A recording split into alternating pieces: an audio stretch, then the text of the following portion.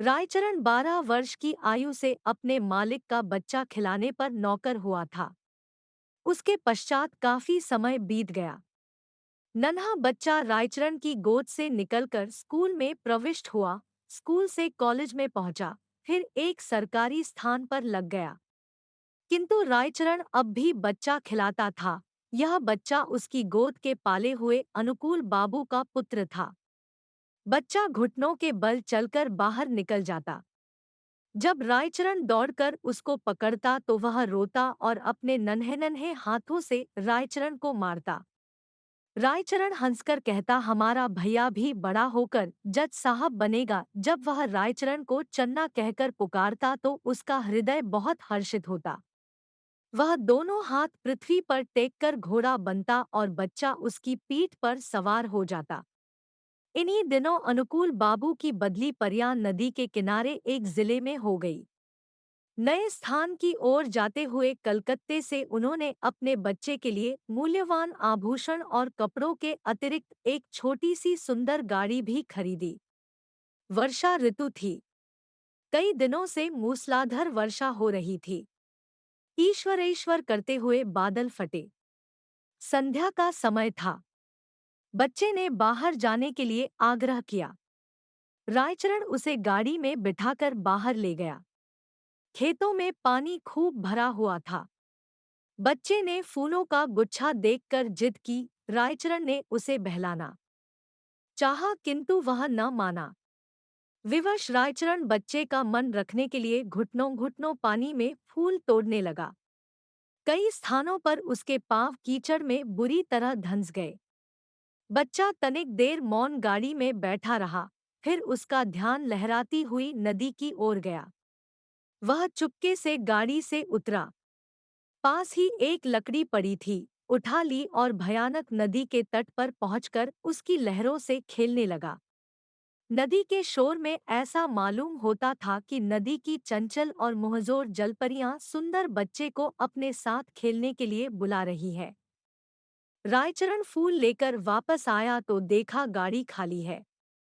उसने इधर-उधर देखा, पैरों के नीचे से धरती निकल गई। पागलों की भांति चहुओर देखने लगा। वह बार बार बच्चे का नाम लेकर पुकारता था, लेकिन उत्तर में चन्ना की मधुर ध्वनि न आती थी।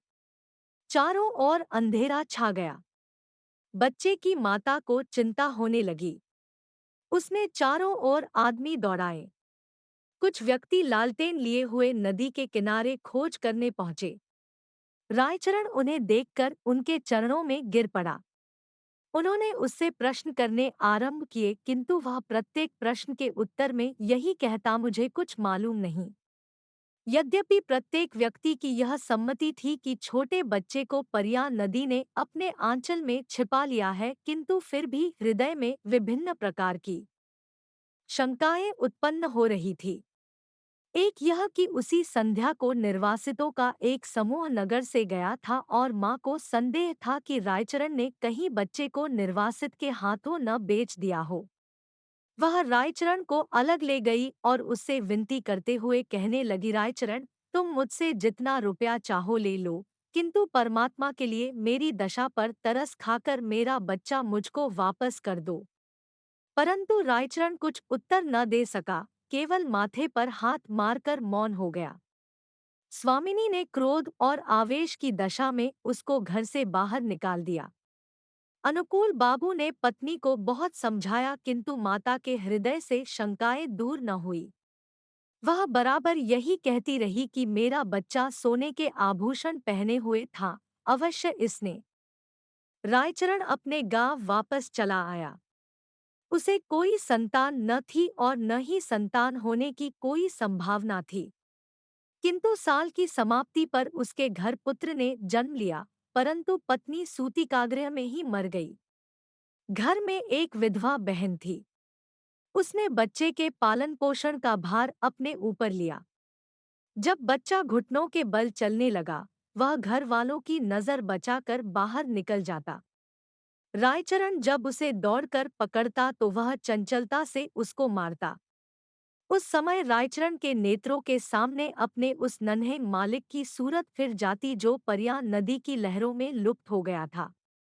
बच्चे की जबान खुली तो वह बाप को बाबा और बुआ को मामा इस ढंग से कहता था जिस ढंग से रायचरण का नन्हा मालिक बोलता था।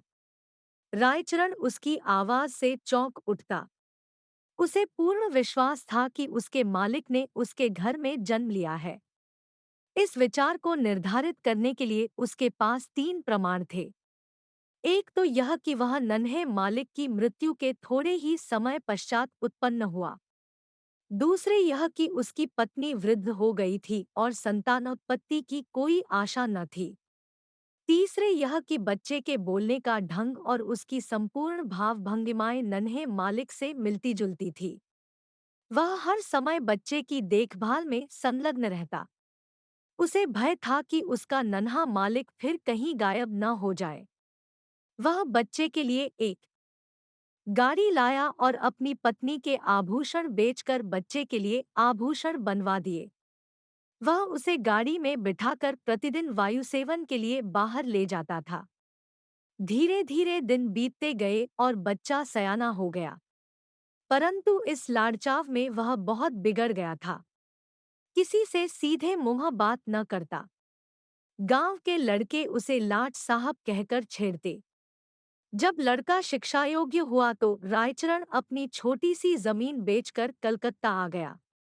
उसने दौड़ धूप करके नौकरी खोजी और फलन को स्कूल में दाखिल करवा दिया। उसको पूर्ण विश्वास था कि बड़ा होकर फलन अवश्य जज बनेगा।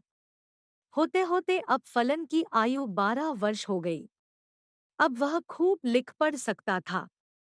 उसका स्वास्थ्य अच्छा और सूरत शक्ल भी अच्छी थी। उसको बनाव श्रृंगार की भी बड़ी चिंता रहती थी। जब देखो दर्पण हाथ में लिए बाल बना रहा है। वह अपव्ययी भी बहुत था। पिता की सारी आय व्यर्थ की विलास सामग्री में व्यय कर देता।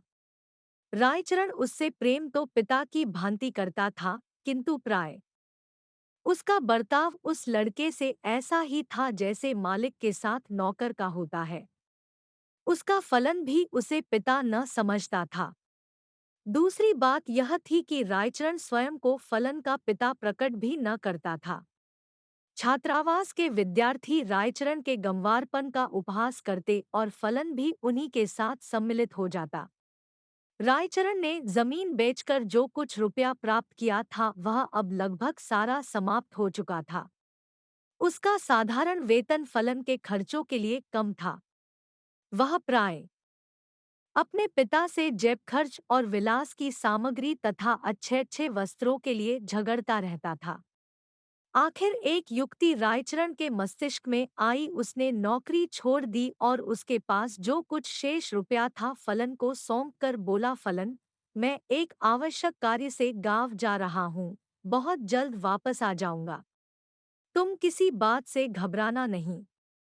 2 रायचरण सीधा उस स्थान पर पहुंचा जहां अनुकूल बाबू जज के ओहदे पर लगे हुए थे।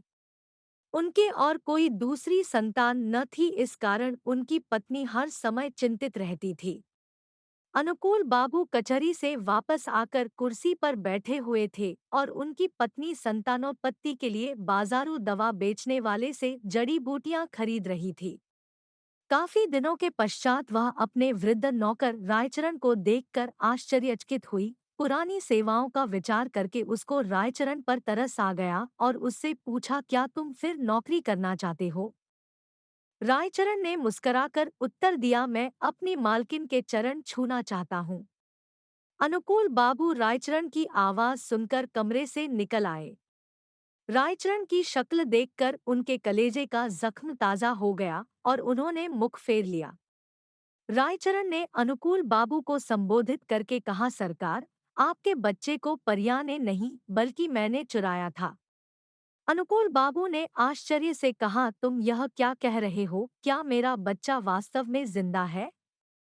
उसकी पत्नी ने उछलकर कहा, भगवान के लिए बताओ, मेरा बच्चा कहाँ है?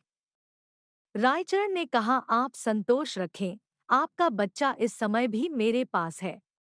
अनुकूल बाबू की पत्नी ने रायचरण से अत्यधिक विनती करते हुए कहा, मुझे बताओ। रायचरण ने कहा, मैं उसे परसों ले आऊंगा। 3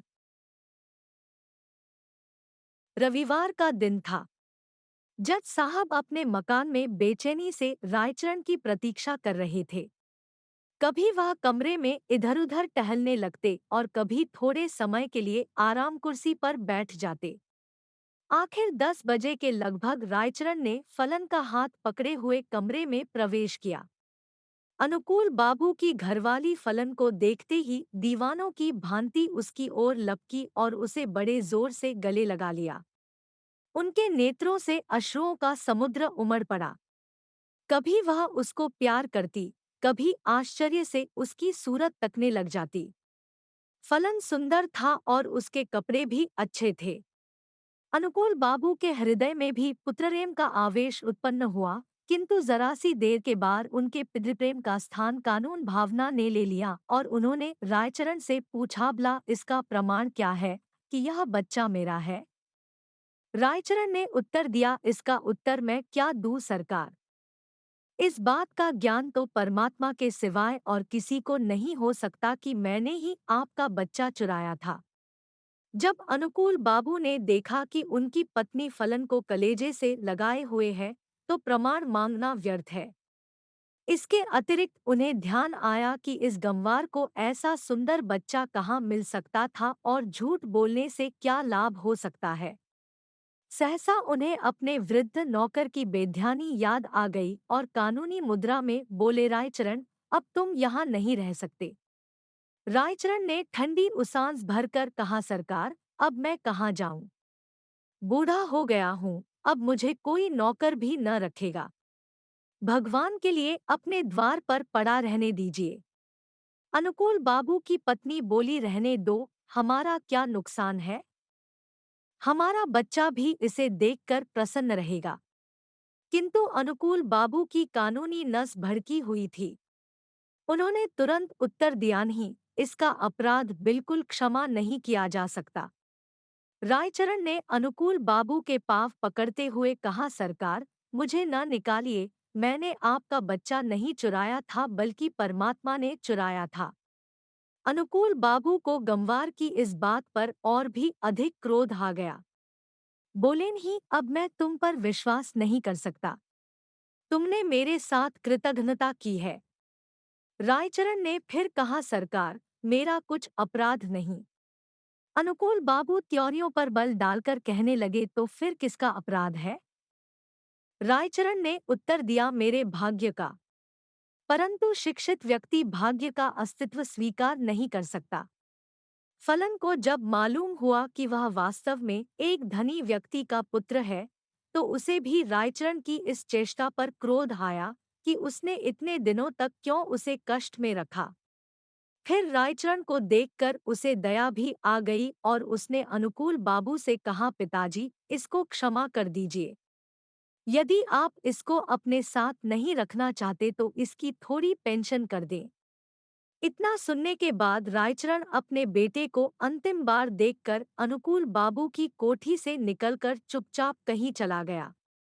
महीना समाप्त होने पर अनुकूल बाबू ने रायचरण के गांव कुछ रुपया भेजा, किंतु मनीआर्डर वापस आ गया क्योंकि गांव में अब इस नाम का कोई व्यक्ति न था।